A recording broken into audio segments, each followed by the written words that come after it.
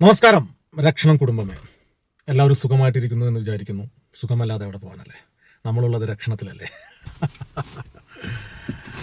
ഇന്നലെ നമ്മുടെ ഒരു സഹോദരിയുടെ ഒരു ജപ്തി കേസുമായി ഇടപെട്ട് നമ്മൾ നടത്തിയ ഒരു പ്രവൃത്തി, അത് വളരെയധികം എന്താ പറയുക, വാക്കുകളില്ല. എനിക്കതിൽ വാക്കുകൾ കുറവാണ്. എനിക്ക് കുറേ വാക്കുകൾക്ക് ഭയങ്കര ബുദ്ധിമുട്ട് വരുന്നുണ്ട്. എനിക്ക് സന്തോഷമുണ്ട്, ഉള്ളിലൊരു ആനന്ദത്തിൻ്റെ കണ്ണീരാണോ എന്നറിയില്ല. പക്ഷേ നമ്മളെന്തോ നേടിയ പോലൊരു ഫീൽ. കുറേ കാലമായിട്ട് മനസ്സിൻ്റെ ഉള്ളിൽ കടന്ന് വിങ്ങിക്കൊണ്ടിരുന്ന ഒരു സാധനം.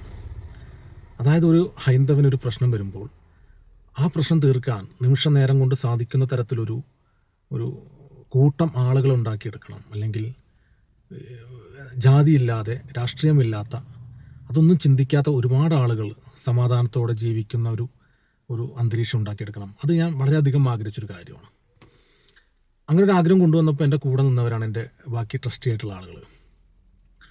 അവരുടെ ഒരു സപ്പോർട്ടും അവരുടെ ഒരു ബൂസ്റ്റിംഗ് ഒക്കെ തന്നെയാണ് രക്ഷണം ഇന്ന് ഇവിടെ വരെ എത്തി നിൽക്കുന്നത്. ആ ഒരു ചിന്തയെ ചേർത്ത് പിടിക്കാനും, അല്ലെങ്കിൽ എൻ്റെ ചിന്ത തന്നെയാണ് അവരുടേതും എന്നുള്ള ആ ഒരു തിരിച്ചറിവിൽ നിന്നാണ് രക്ഷണം ഉടലെടുക്കുന്നത്. അതൊരു വലിയ ആശയമായിട്ട് മാറി എന്നുള്ളത് ഇപ്പം നമുക്ക് തെളിയിച്ചു കൊടുക്കാൻ പറ്റുന്ന കാര്യമാണ്. ഇന്നലെ ആ സഹോദരിക്ക് വേണ്ടി നമ്മൾ പിരിവിനിറങ്ങുമ്പോൾ പ്രതീക്ഷ ഉണ്ടായിരുന്നു. എനിക്ക് വളരെയധികം പ്രതീക്ഷ ഉണ്ടായിരുന്നു.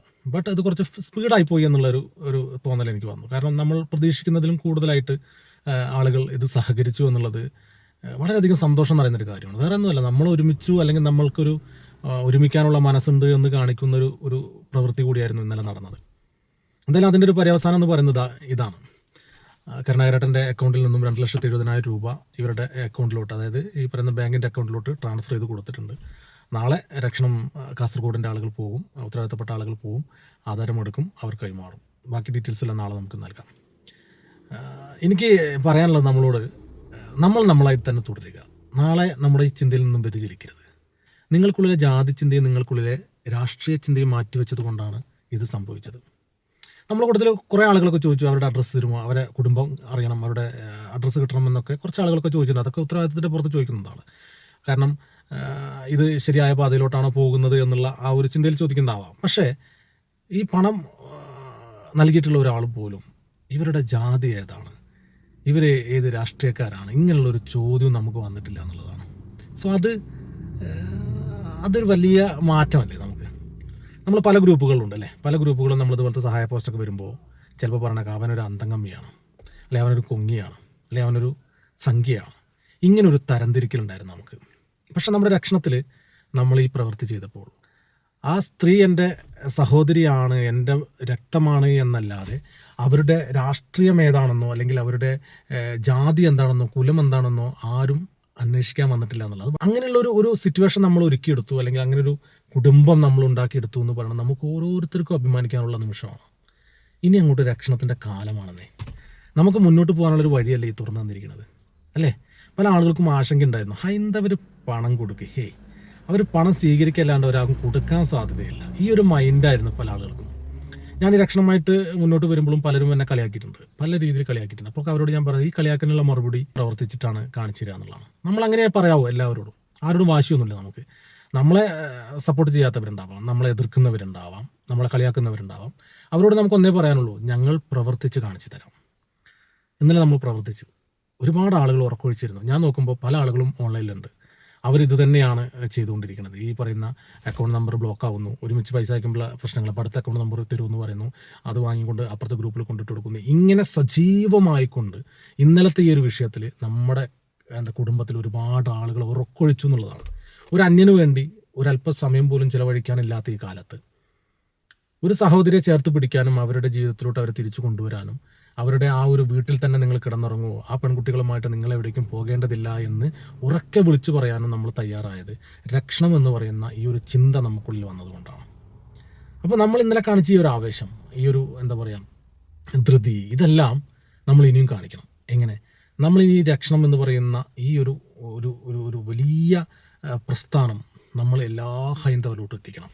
എല്ലാ പഞ്ചായത്തിലും നമ്മളുണ്ടായിരിക്കണം. അതിനുവേണ്ടിയാണ് ഇനി നമ്മുടെ പ്രവർത്തനം വേണ്ടത്. അപ്പോൾ ഇന്നലെ നമ്മൾ വൈകിട്ടോട് കൂടിയാണ് നമ്മൾ ഈ പ്ലാൻ ചെയ്യുന്നത്. ഇത് എങ്ങനെ വരാൻ കാരണം എന്ന് വെച്ചാൽ രക്ഷണം ഈ പറയുന്ന കാസർഗോഡ് ജില്ലാ മീറ്റിങ്ങിൻ്റെ സമയത്താണ് നമുക്ക് ഈ ഒരു സഹോദരി അവിടെ വന്ന് സംസാരിക്കുന്നതും അവരുടെ കണ്ണ് നനയുന്നതും സാധാരണഗതിയിൽ നമ്മൾ പിരിവെടുക്കാത്തതാണ്. പക്ഷേ ഒരു സ്ത്രീയുടെ കണ്ണ് നനഞ്ഞ് കണ്ട് ഒരു ഫോണിലൂടെ പറയുന്ന പോലല്ല, നേരിട്ട് വന്ന് കാര്യങ്ങൾ പറയുമ്പോൾ അത് തട്ടിമാറ്റാൻ മാത്രം മനസ്സിന് കട്ടിയില്ലാതായിപ്പോയി. അങ്ങനെയാണ് നമ്മളിത് ഏറ്റെടുക്കുന്നത്. അങ്ങനെ അന്ന് തന്നെ അവിടുന്ന് അനൗൺസ് ചെയ്തു, അവിടുത്തെ രക്ഷണ കുടുംബത്തോട് അഭ്യർത്ഥിച്ചു ഇവരെ സഹായിക്കണമെന്ന് പറഞ്ഞു. 56,000 രൂപ അവർ പിരിച്ചെടുത്ത് തന്നു.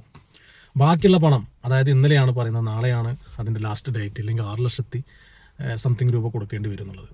ഈ 2 ലക്ഷം 2.5 ലക്ഷം തന്നെ കൊടുക്കാൻ ഇവർക്ക് സാധിക്കാത്തത് എങ്ങനെയാണ് പിന്നെ 6 ലക്ഷം കൊടുക്കുക? അങ്ങനെ എന്തെങ്കിലും ട്രസ്റ്റുകളുമായിട്ടൊന്നിരുന്നു, സംസാരിച്ചു. ശരി, നമുക്കൊരു ശ്രമം നടത്തി നോക്കാം. നമുക്ക് വിശ്വസിക്കാൻ പറ്റുന്ന ഒരു സംഗതി നമ്മുടെ കയ്യിലുണ്ടല്ലോ, രക്ഷണം. ആ രക്ഷണത്തെ പൂർണ്ണമായി മനസ്സിലാക്കിയ ആളുകൾ ഈ കൂട്ടത്തിലുണ്ടാവാം.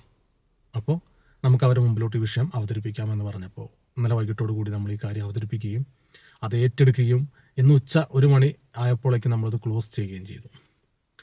ആ ഒരു സമയത്തിനുള്ളിൽ നമുക്ക് ഈ പറയുന്ന വലിയൊരു തുക നമ്മൾ കണ്ടെത്തി എന്നുള്ളതാണ്. അതും നമുക്കറിയാലോ, അതിന് മാത്രം ആളുകളൊന്നും ഗ്രൂപ്പുകൾ നമുക്കായിട്ടില്ല. പല ആളുകൾക്കുള്ളിലും രക്ഷണം ഉണ്ടെങ്കിൽ പോലും ഗ്രൂപ്പിലോ കാര്യങ്ങളോട്ടൊന്നും അവരെത്തിയിട്ടില്ല. അപ്പോൾ നമ്മൾ വളരെ കുറച്ച് ആളുകൾ, ഈ പറയുന്ന 25 രൂപ ഇട്ടവരുണ്ട്, 5,000 രൂപ ഇട്ടവരുണ്ട്, 6,000 രൂപ ഇട്ടവരുണ്ട് തോന്നുന്നു. എനിക്കറിയില്ല പൂർണ്ണമായിട്ടും, ഒക്കെ നാളെ സ്റ്റേറ്റ്മെൻറ്റ് വന്നാലേ അറിയുള്ളൂ.